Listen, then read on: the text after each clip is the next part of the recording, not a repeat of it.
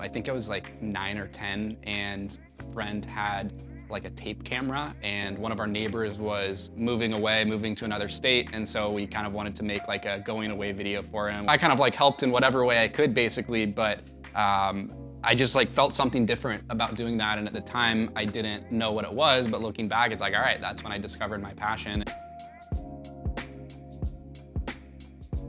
When I graduated college, I got a job at a tech company doing video production for them. It was a full-time job. It was a lot of fun. It was a really great company, but I realized pretty quickly that I didn't really feel fulfilled and felt like I had a lot more potential that wasn't being met. I kind of had decided that I wanted to leave that job and kind of do something on my own. At first, I was really leaning towards the freelance route. I was thinking I was gonna be like a freelance editor, freelance shooter, director, whatever. There was something that flipped where I realized that I wanted to build something that was more than just me and could be kind of grown and scaled and somewhere where I could really have a team. You know, it's just kind of naturally fallen into place since then where it truly is a team behind Reverb. It's not just me. I think from a client's perspective, they can really appreciate that because they see that different people within Reverb have different skills and expertise, and we're able to bring a lot more to the table than me as an individual would be able to. And thinking about even from a naming perspective, if somebody names the company after themselves, that is limiting in kind of what you can do with that company. And so I made a purposeful decision to not, name it Johnny Hammond Video Production or something like that. Like Reverb is not necessarily attached to me, and so it's much easier to have a team behind the company.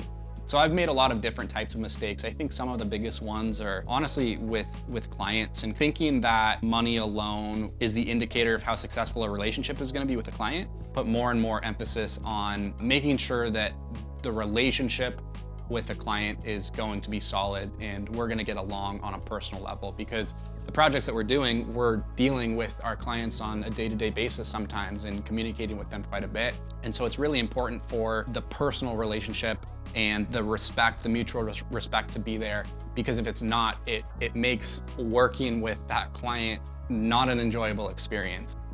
I think there's immense value in being able to turn your passion into a living and be able to like make money from your passion. I think that's a really powerful thing, but it's important to consider that in doing that, your passion is going to become a business and you can potentially lose some of that passion. So it's important to understand that going into something that you feel passionately about and trying to make money from it and try and monetize it, there's definitely potential that you're gonna get burnt out or you're gonna lose some of that initial spark that you had. The other thing that I would say is that if you wanna think about how you can monetize video, think very selflessly. So think about how you can truly provide value to others and the best ways that you can offer value to others. Getting in that mindset can be really, really helpful and beneficial from a business perspective.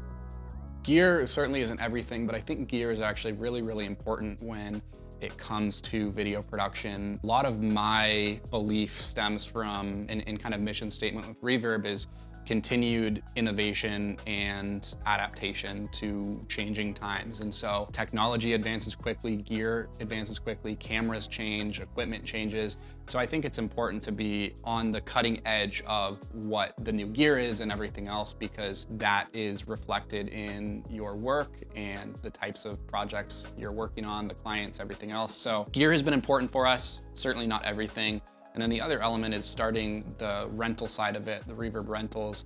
We had a lot of gear and there wasn't a rental house here, so I kind of realized that there was an opportunity to start one. And in doing that, it's kind of also opened the doors from more of an investment standpoint, being strategic with the types of gear that we're acquiring and purchasing, thinking about how rentable it will be and how the interest will be on the community's end, and if there's a need for it locally or even from people that are coming in from different places. So it's kind of like twofold, but I think gear is super important, having it for our own use and kind of our own ability to advance and get better and everything else, but then also for the rental side of it too.